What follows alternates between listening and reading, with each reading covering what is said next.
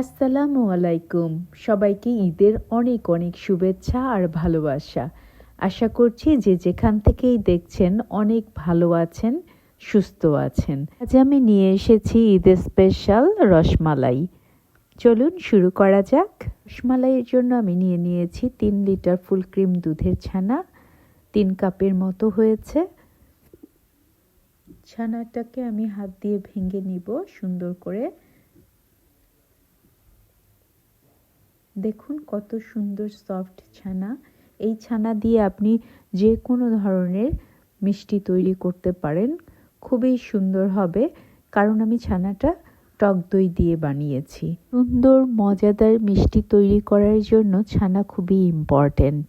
যদি পারফেক্ট হয় তবে মিষ্টিও পারফেক্ট হবে। রসমালাই বানানোর জন্য যে ছানাটা আমরা ব্যবহার করব সেটা যেন সফট হয়। দই দিয়ে বানানো ছানাটা সফট হয়। যদি আপনাদের কাছে দই না থাকে সেই সময় আপনারা যদি লেবু অথবা সিরকা ব্যবহার করেন। কেজি দুধের ছানার জন্য 1 টেবিল চামচ ঘি অথবা বাটার দিয়ে দিবেন, তাহলে ছানাটা সফট হবে। তা না হলে কিন্তু ছানাটা এত সফট হবে না। পারফেক্ট ছানা তৈরির ভিডিও আপনারা আমার চ্যানেলে পেয়ে যাবেন, যদি প্রয়োজন হয় দেখে নেবেন। খুব ভালোভাবে ছানাটা মথে নিয়েছি। টক দই দিয়ে বানানো ছানা বেশি মথতে হয় না, 2 থেকে 3 মিনিট মথে নিলেই সফট ডো হয়ে যায়। আমি ছোট ছোট করে রসমালাইয়ের শেপ দিয়ে নিচ্ছি। আপনারা যে কোনো শেপই তৈরি করতে পারেন, বাট আমার ছোট থেকেই ছোট রসমালাইটাই পছন্দ। ছোট বল করে ফেলেছি। দেখুন কোনো ক্রাক কিছুই, কোনো দাগ কোনো কিছুই নেই, সুন্দর স্মুথ ভাবে হয়ে গেছে বল। আমি হাতে কোনো তেলও ব্যবহার করিনি। টক দইয়ের ছানাটা এরকমই সফট হয়। আমি পছন্দ করি টক দই দিয়েই ছানা কাটতে। 3 কেজি দুধের ছানার রসমালাইয়ের শেপ দিয়ে নিলাম। আমি এক চুলায় দুধটা জাল করে নিচ্ছি। আমি 4.5 কেজি গরুর ফুল ক্রিম দুধটা নিয়ে নিয়েছি। আমি একবারে না দিয়ে অল্প অল্প করে দিচ্ছি, আর যখন জাল হয়ে কমে যাচ্ছে তখন আবার ঢেলে দিচ্ছি। এভাবে করলে অনেকগুলো দুধ একসাথে নাড়তে হয় না, তখন হাতটা অত ব্যথা হয় না। কারণ এই দুধটা যখন বলক এসে যায় তখন চান্স থাকে নিচে লেগে যাওয়ার। অল্প দুধ হলে অনায়াসে সুন্দরভাবে নেড়ে চেড়ে জাল করে নেওয়া যায়। কাছে অল্প অল্প দিয়ে জাল করে নেওয়াটাই সহজ মনে হয়। আমি এভাবেই অল্প অল্প করে জাল করব, আবার একটু করে দুধ দিব। আবার যখন এই দুধটা শুকিয়ে আসবে, কমে আসবে, তখন আবার দুধ দিব, আবার জাল করব। এভাবেই আমি 4.5 কেজি দুধটাকে কমিয়ে 1.5 কেজির মতো করে ফেলবো। 3 কেজি দুধের ছানার রসমালাইয়ের জন্য 1.5 থেকে 2 লিটারের ঘন দুধই যথেষ্ট আমার মনে হয়। 3 লিটার দুধের ছানার রসমালাইয়ের জন্য আমি 4 কাপ চিনি দিয়ে দিব, আর দিব 8 কাপ পানি। আমি 7-8টা সাদা এলাচ দিয়ে দিব, আপনারা চাইলে নাও দিতে পারেন। যখন চিনিটা পানির সাথে একেবারে মিশে যাবে, বলক চলে আসবে, তখন আমি মিষ্টিগুলো ঢেলে দিয়ে দিব। বাট খুব বেশি বলক না, প্রথম বলকেই আমি দিয়ে দিব। ঢাকনায় যদি কোনো ছিদ্র থাকে সেটা আমি টিস্যু দিয়ে বন্ধ করে দিব। 5 থেকে 7 মিনিটের জন্য আমি ঢাকনাটা খুলব না। চুলার আঁচটা মিডিয়াম টু হাই থাকবে সেই সময়ে। তারপরে আমি খুলে 5-7 মিনিট পরে চেক করে নিব এবং 2 পাশে ধরে ঝাঁকিয়ে নিব।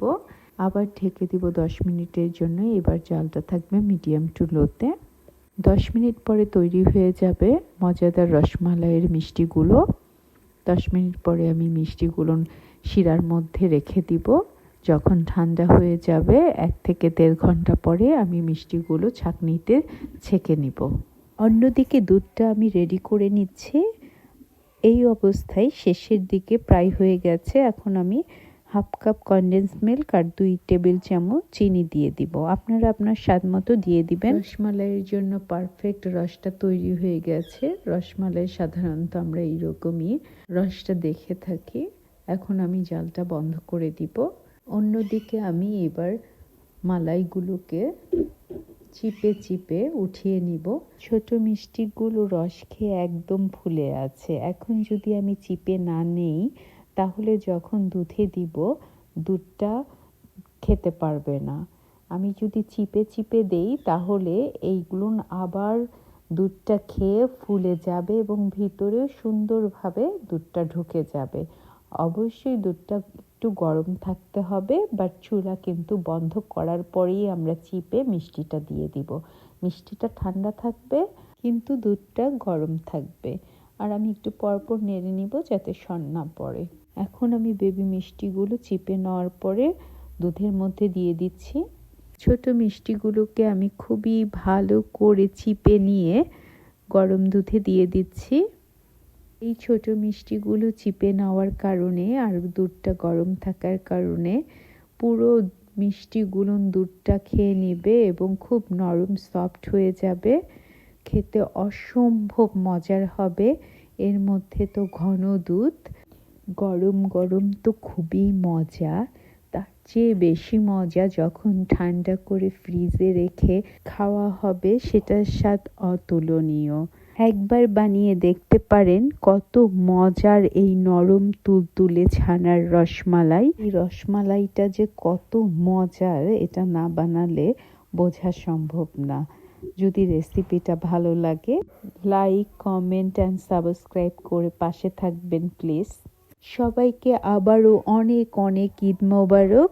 আশা করছি সবাই অনেক বেশি ভালো থাকবেন। আল্লাহ হাফেজ।